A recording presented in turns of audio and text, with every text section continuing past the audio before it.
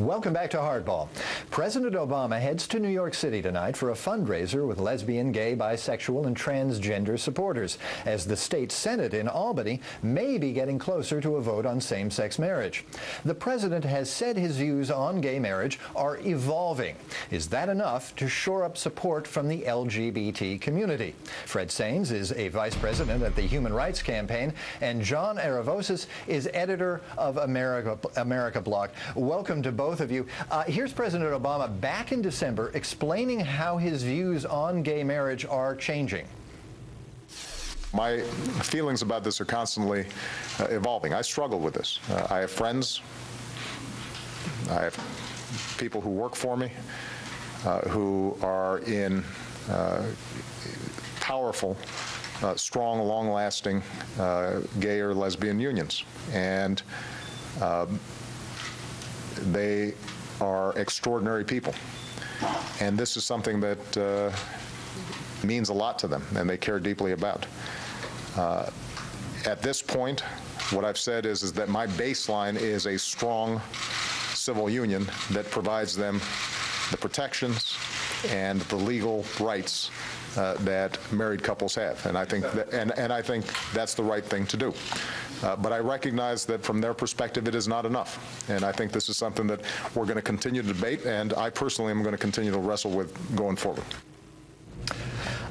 Fred, President Obama back in the 1990s apparently filled out a questionnaire in which he stated his support for marriage equality. I don't want to call it gay marriage anymore because there's no such thing. There's marriage, and the question is whether everybody gets to participate or not. So marriage equality. He supported it back in the 90s, but now he says his thinking is evolving. Is it evolving or devolving, though? He's now claiming he wants a states' rights position on this civil right. That's a little odd. Well, Ron, I think the president has told us his position is evolving, and frankly, that is the case for much of the American public. It's our job as advocates to continue to push that conversation and this dialogue on this issue forward, but to be respectful of Americans where they're at. I think one of the reasons why the gay movement has been so successful is because we don't put barriers up when we continue to talk to Americans about important issues to gay equality. I know from my own personal experience that, you know, the conversation that I had with my family about coming out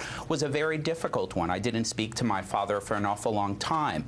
So it is our inherent experience that you can't necessarily rush to demand wholesale change in the way in which people think about issues. Do we want the president to support marriage equality? To that there is absolutely no doubt. Should we judge him based upon the entirety of his record as being not only the best president in the history of the United States on behalf of gay rights? Absolutely. He should be judged for the entirety of the way in which he's made this country a more just and equal society. But Fred, there's a difference between demanding that people do something about marriage equality and simply stating unequivocally your position and your preference in the matter. And President Obama seems reluctant to do that.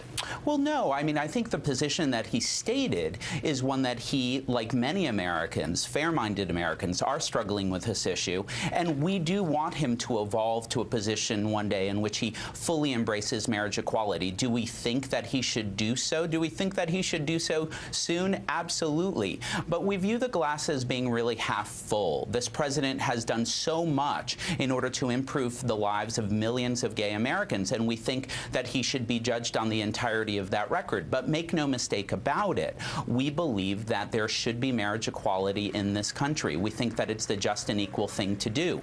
In the short term, though, that right will come by achieving marriage equality in states like New York. It will come through state legislatures and governors doing the courageous thing and bringing marriage equality into place. It will come through an electoral strategy in which we bring marriage into places in states like Maine. And it will come through a judicial strategy in which cases are introduced that basically get rid of what we know to be discriminatory laws.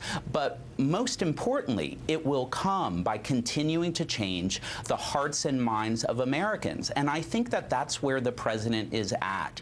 He has told us, like many fair-minded Americans have, that he is on a process of self-discovery, on an evolution in which he is struggling with this issue. And we know, not just as gay Americans, Americans, but as Americans in general, that people truly do evolve eventually to positions of supporting our full equality. And I think that's where the president is at right now. All right. John, how do you feel about this? Because I'm a little confused about the whole evolution analogy here, because on the one hand, back in the 90s, he'd already evolved, and then he de-evolved, and now he's evolving, he's re-evolving now. How do you read this? No, I mean, it's a problem, because actually there were not just one, but two questionnaires in 1996 that the president filled out and said, I am for, same-sex marriage. I will defend it. And now, not now, back in 2004, he was saying, well, no, I'm not for same-sex marriage. Now he's saying, or marriage equality. Now he's saying he's coming along and, evolving that way again. I think it's caused a conundrum for him, because people can tell he's playing politics.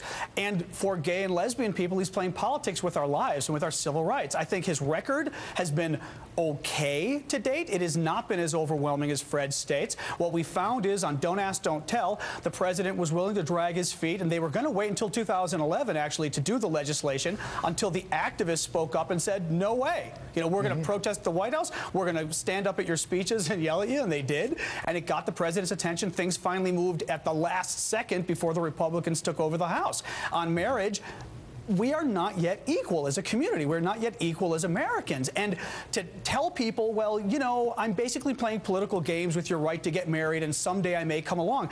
I think the president has a real problem tonight. He's going to New York, where this marriage debate is happening right now. We're talking in the next couple hours, we could know whether New York will or will not legalize marriage for gay couples. Right. And he's going to address it, we heard from the White House today, but he's not going to say he's for it. Well, I don't think people are going to accept this, cutting the baby in half. A Gallup poll out this spring shows that views on gay marriage have reversed from last year. Americans favor legalizing marriage equality, let me say that, 53 to 45% now, versus the 53% who opposed marriage equality and 44% who supported it last year. John, as a tactical matter, is it defensible for the president to think and say to his advisors, look, if I get out front on this issue, any Republican who is willing to go along and do the right thing will instantly flip and come out in opposition to marriage equality simply because I'm now the face of marriage equality. Is there any sense in that reasoning? I don't think so, because ironically what we've seen over the last several years has been Republicans almost running away from the gay rights issue. On Don't Ask, Don't Tell, sure, you had John McCain complaining, his usual self, but what we saw is the Republicans really didn't have the stomach to do a filibuster, and in the end, two Republicans ended up joining on and voting for Don't Ask, Don't Tell repeal, who we didn't even expect. It was sort of like, where did these guys come from?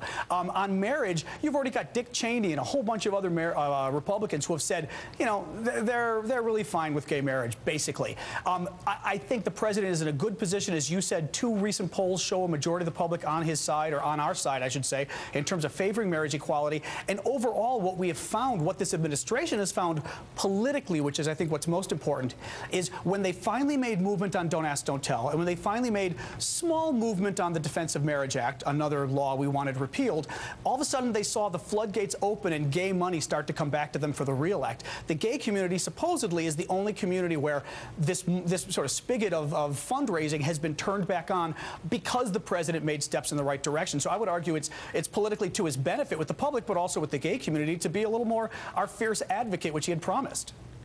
Fred, how does this play out? Is the president going to pay any sort of price for, let's be honest, dragging his feet a bit on marriage equality, and pay any price within the gay community for that next year?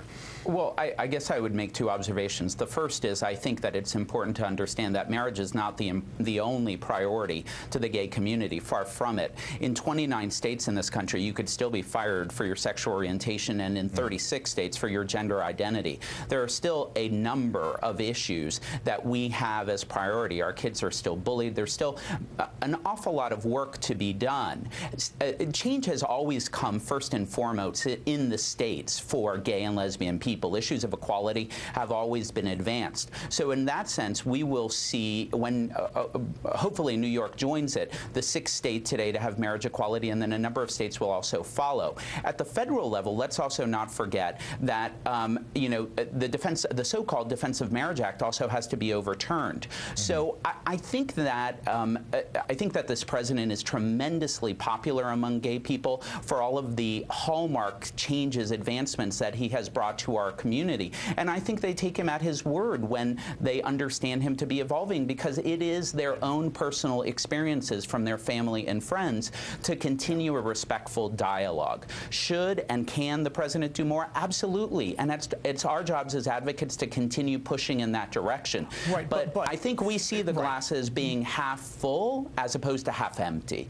But all right, hey, guys, okay, go ahead, John, real quick. No, real quick, what I think you've learned with this president is, you know, take him at his word, but trust but verify, as Ronald Reagan, the senior used to say, meaning... Doverai, no proverai, as he used to say. I got to learn it in Russian, but the bottom line is meaning that, yes, accept what the politician is telling you, but you better hold his feet to the fire, because if you simply say, hey, I trust this guy, he's going to do it, he's not going to do it. And I think President Obama has shown that time and again. Who does he listen to most? The Republicans and the conservative Democrats who hold his feet to the fire. And now it's been the gay community, because the activists did the same thing. All right, we're going to leave it there. Thank you, Fred Sainz and John Aravosis. Up next, will the real John